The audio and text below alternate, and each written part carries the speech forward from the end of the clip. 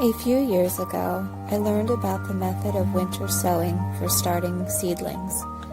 This method uses recycled food containers to serve as mini greenhouses to get a head start on your spring planting.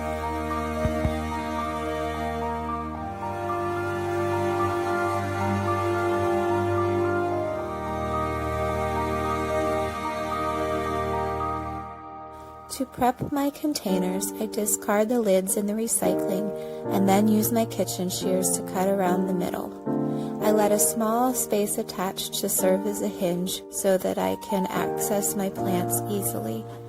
Then I wash them in the dishwasher.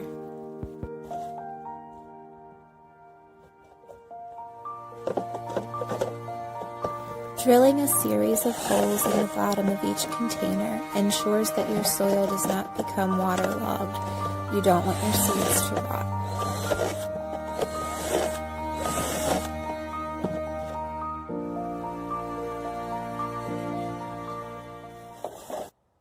I'm super excited this year to be repurposing an old changing table for a potting bench. I can't wait to see how it shapes up.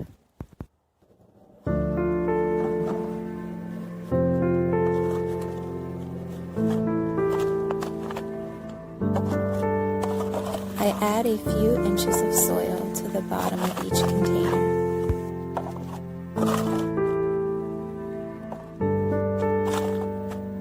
Sweet old Rocky Boy loves keeping me company on days like this. I make sure my soil is fairly moist, kind of like a paste. Labeling my containers both on the inside with a popsicle stick and on the outside is super important. I always think I'll remember what's in each one, but that never happens.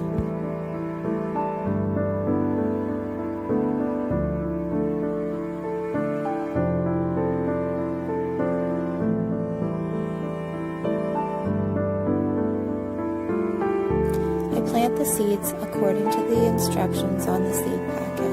Usually in a half-gallon container like this one, I can fit 6 to 8 seedlings.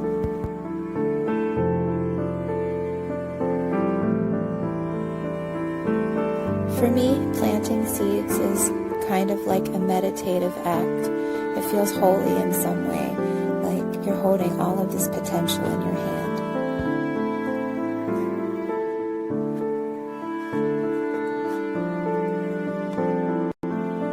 Each container is sealed with love and a little bit of heavy tape to make sure that the greenhouse maintains its warmth so that the seeds can germinate at the perfect time.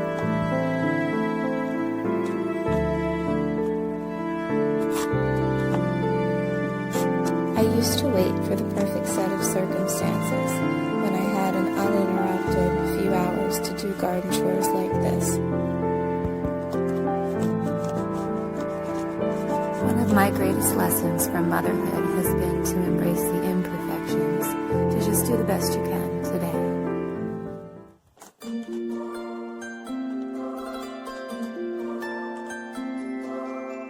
I winter sow any seeds that require a period of cold before they can germinate, and most of my cold weather veggies, but I also start some seeds indoors, and here's how I do it.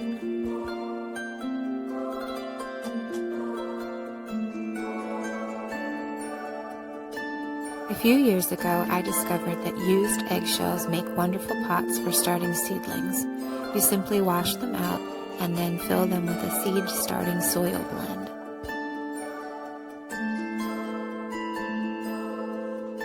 This method has proven successful for me over the years when I want to encourage earlier blooms or for those plants that require a longer time to mature before they are ready to get out into the garden.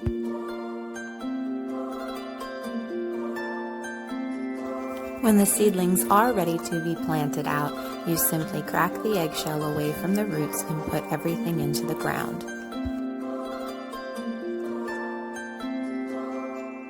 On these cold, windy days, there's nothing like a cup of hot coffee and some seed packets. I just love it.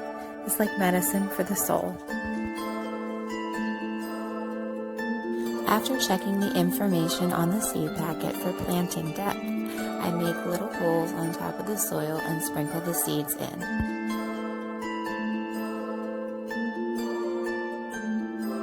In rare, quiet moments like these, I find so much joy in reflecting upon the bounty and beauty that I am co-creating with Mother Earth.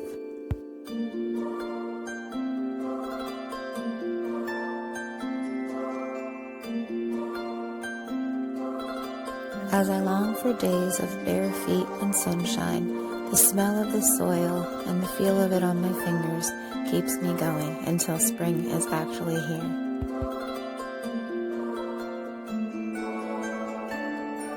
I use a permanent marker to label the outside of the carton or the individual shells with what is planted inside. I also mark the date.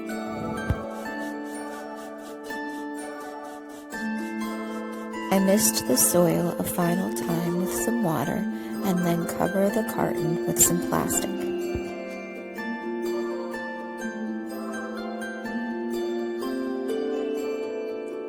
The cartons are then placed on a windowsill for some sunlight and are checked frequently for growth.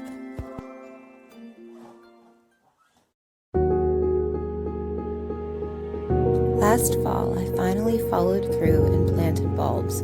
What a blessing to see them coming up and thriving this spring.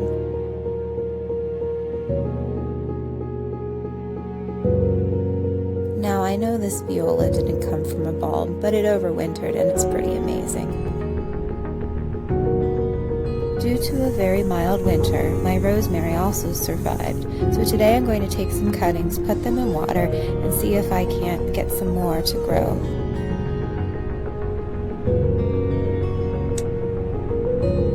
I snip off small sections of the newest growth, probably about 5 to 6 inches long, and then strip the lower leaves off of the stem.